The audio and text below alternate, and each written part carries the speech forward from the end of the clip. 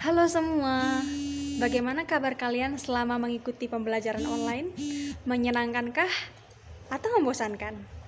Nah, kali ini kalian bertemu dengan saya, Ibu Gika, dan saya akan membawakan mata pelajaran biologi dengan topik ekosistem. Tapi sebelumnya, kita akan berdoa dahulu. Mari kita berdoa. Terima kasih Tuhan buat kesempatan ini Bapak. Kami dapat belajar secara online Bapak, walaupun kami belajar online, tapi kami ingin mendapatkan ilmu yang lebih lagi. Kiranya Tuhan menolong setiap kami, agar kami dapat belajar dengan baik Bapak. Kiranya ilmu yang kami peroleh hari ini mengenai ekosistem dapat kami pakai Bapak. Terima kasih Tuhan yang baik, kami serahkan pembelajaran kami ke dalam tangan Tuhan. Di dalam nama Kristus kami berdoa Tuhan, haleluya, amin.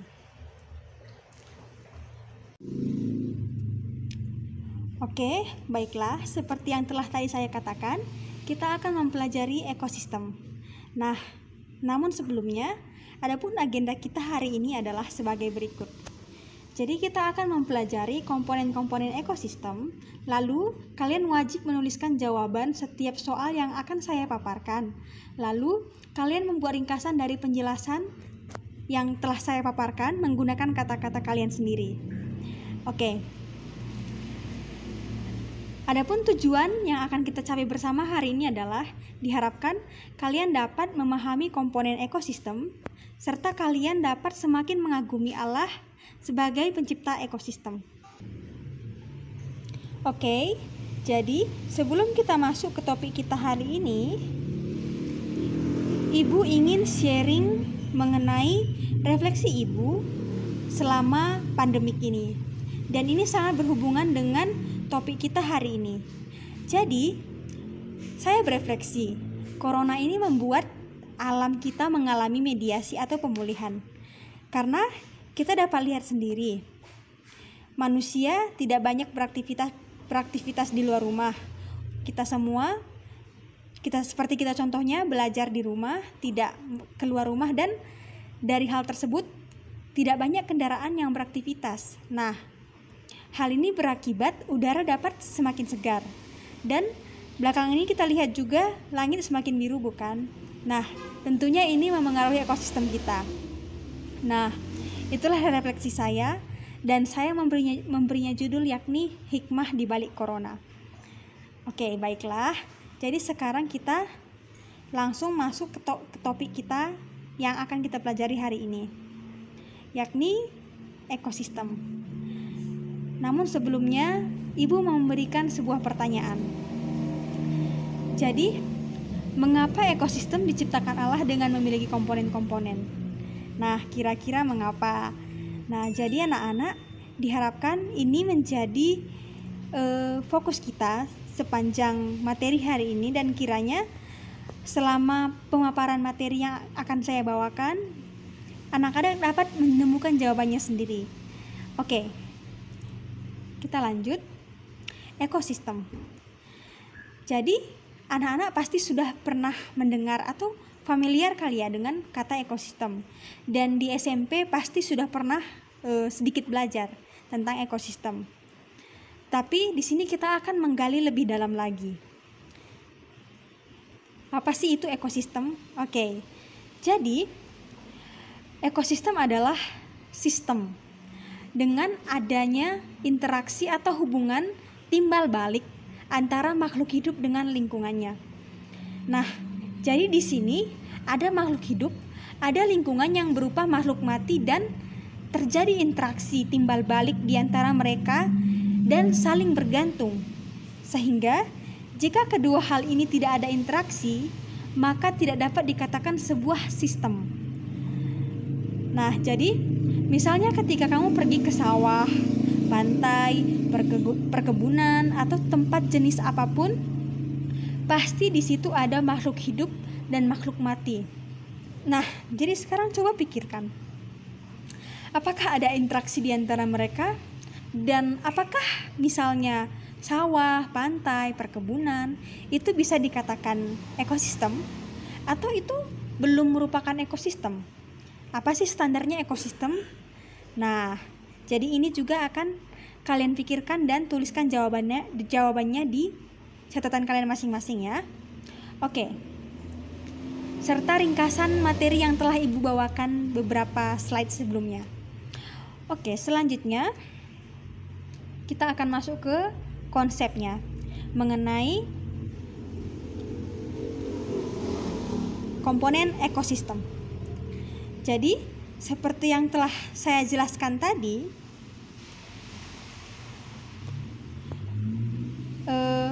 ekosistem terdiri atas makhluk hidup dan makhluk mati. Nah, jadi secara terminologi biologi, jadi dia disebut dengan komponen biotik dan abiotik. Jadi, komponen biotik itu merupakan semua hal yang hidup, di mana ada tumbuhan, hewan, ataupun makhluk hidup pengurai. Dan makhluk abiotik atau makhluk mati adalah cahaya matahari, udara yang berupa CO2 dan O2, ada air, tanah, suhu, serta kelembapan. Nah, kira-kira nih, bagaimana kedua komponen ini saling berhubungan dan bagaimana bisa benda hidup bergantung pada benda mati? Nah, coba pikirkan jawabannya pada buku catatan kalian, dituliskan ya.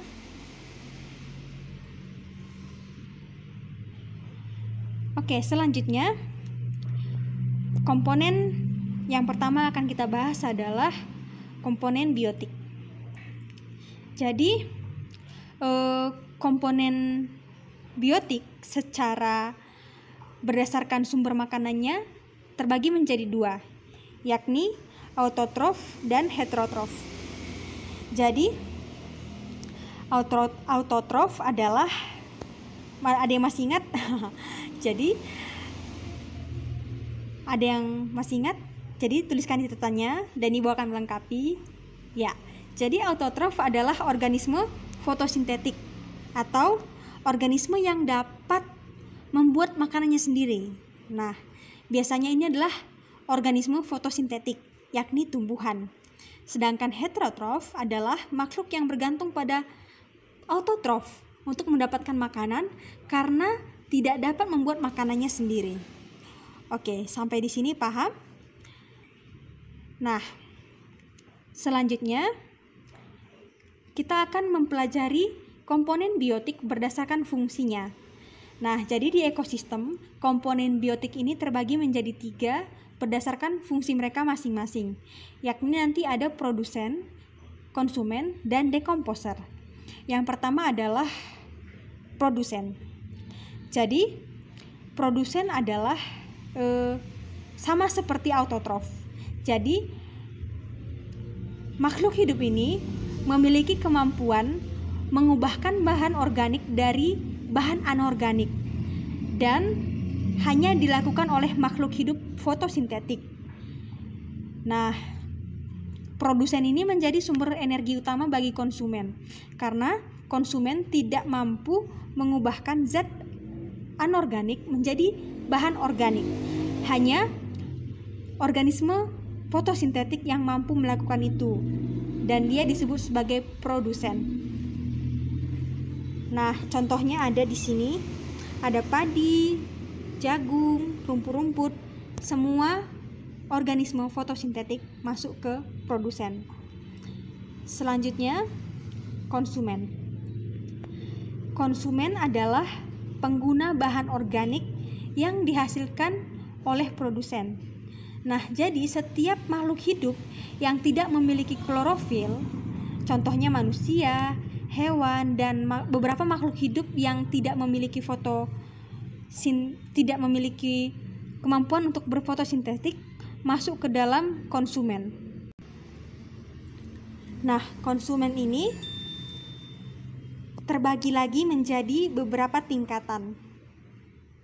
Yang pertama adalah konsumen primer.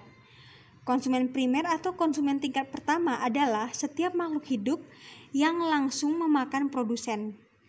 Nah, contohnya seperti belalang, beberapa zooplankton di lautan, maupun serangga-serangga lainnya. Yang kedua adalah konsumen sekunder atau disebut juga dengan konsumen tingkat 2. Nah, di mana konsumen ini memakan konsumen primer. Contohnya adalah hewan-hewan karnivor. Oh ya, saya lupa mengatakan jika konsumen primer adalah semua organisme herbivor, yakni yang langsung memakan tumbuhan. Dan konsumen sekunder adalah setiap karnivor yang memakan konsumen primer atau konsumen tingkat pertama. Contohnya seperti kucing, anjing, dan hewan-hewan lainnya. Yang ketiga adalah konsumen tersier ataupun konsumen tingkat 3, yakni konsumen yang memakan konsumen sekunder. Jadi contohnya elang memakan ular. Ular ini telah memakan katak yang merupakan konsumen sekunder. Nah, yang terakhir adalah konsumen puncak. Konsumen puncak merupakan dapat juga dikatakan konsumen tingkat tinggi yang memakan yang tidak ada memakan.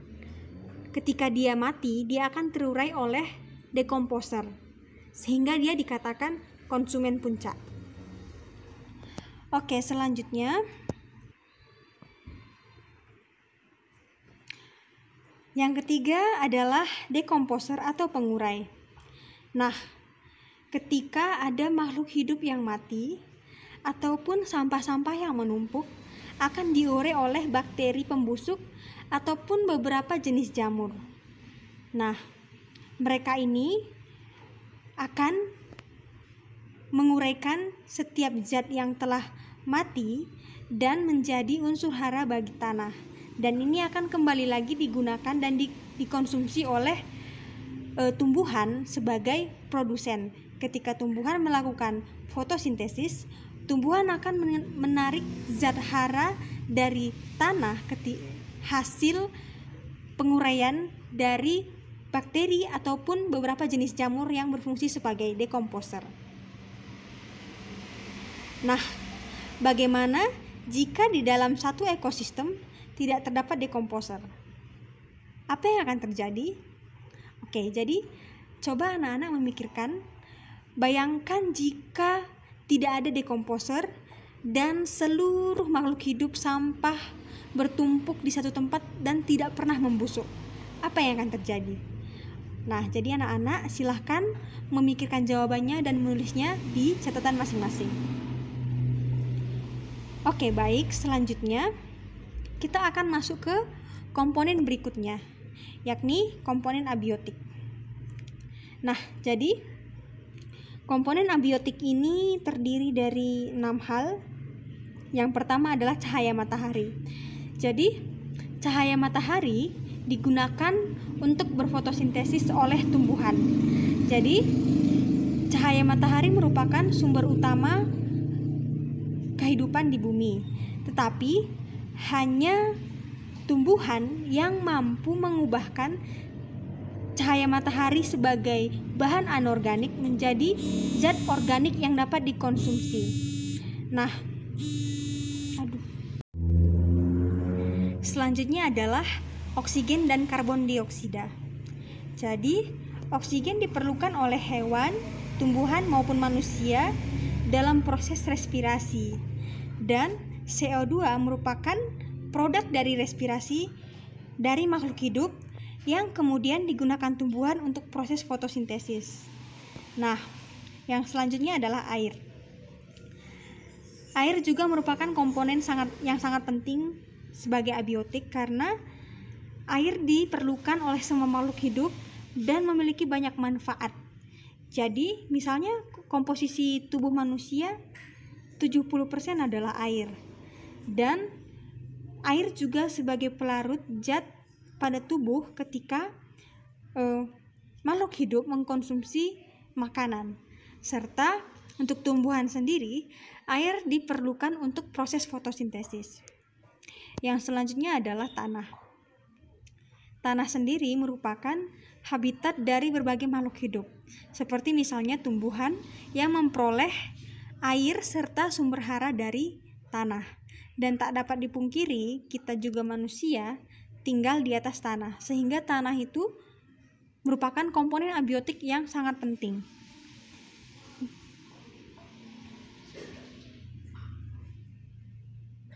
Demikian juga suhu serta kelembapan. Jadi, suhu dan kelembapan ini akan memengaruhi makhluk hidup yang tinggal pada sebuah ekosistem ataupun jenis-jenis tertentu makhluk hidup yang mampu tinggal di sebuah ekosistem tergantung kelembaban dan suhunya. Oke. Jadi, anak-anak coba pikirkan, apa sajakah komponen abiotik yang berpengaruh terhadap ekosistem? Apakah semua komponen abiotik atau hanya beberapa? Nah, coba dipikirkan dan berikan alasan kamu yang logis dalam buku catatan kamu. Oke, selanjutnya kita akan memasuki kesimpulan dan juga sekaligus enduring understanding kita. Nah, jadi kita percaya bahwa ekosistem merupakan bagian dari bumi yang telah diciptakan oleh Allah Tritunggal dan diciptakan dengan sungguh amat baik. Nah, Allah menjadikan lingkungan hidup kita ini dengan sangat baik, dengan sangat lengkap, dan Allah ingin ciptaannya dapat saling berinteraksi, berhubungan, dan saling mendukung, saling berkegantungan antara satu komponen dengan komponen yang lain. Nah, kadang kita memang seperti tidak menghargai lingkungan hidup kita. Kita masih membuang sampah sembarangan, kita tidak kita tidak menggunakan listrik dengan cekatan, menggunakan air dengan cekatan. Nah, tapi kita sadar bahwa kita itu adalah mahkota ciptaan Allah yang diberikan hikmat untuk dapat mengelola setiap lingkungan kita, ekosistem kita yang Tuhan berikan. Nah, jadi anak-anak setelah belajar hari ini, anak-anak kiranya dapat mengerti ya, kalau kita saling berinteraksi dan bergantungan dengan lingkungan hidup kita. Jadi kita jangan mencemari dan merusak lingkungan hidup kita. Oke, selanjutnya. Oke, tidak terasa kelas kita akan berakhir. Wah, jadi Ibu akan memberikan tugas, yakni tugas mandiri. Kalian mohon membaca buku paket dan membuat refleksi pribadi tentang komponen ekosistem. Nah, jadi refleksikan bagaimana komponen ekosistem, dan diharapkan di sini kalian mencerminkan kekaguman terhadap Tuhan. Nah, ini akan nanti Ibu nilai sebagai formatif. Oke. Dan jangan lupa untuk mengumpulkan tugasnya, yakni setiap pertanyaan yang tadi Ibu berikan dijawab, ditulis di buku catatan serta ringkasannya ya. Nanti silahkan kalian mengirimkannya melalui orang tua kepada Ibu. Oke, terima kasih. Sebelum kita menutup kelas kita, mari kita berdoa. Kita berdoa. Terima kasih Tuhan buat pembelajaran hari ini. Kiranya apapun yang kami peroleh dapat kami pahami dan dapat kami terapkan dalam kehidupan kami sehari-hari. Terima kasih Tuhan untuk waktu ini kami serahkan semua dalam tangan-Mu. Dalam nama Kristus kami berdoa Tuhan, haleluya, amin.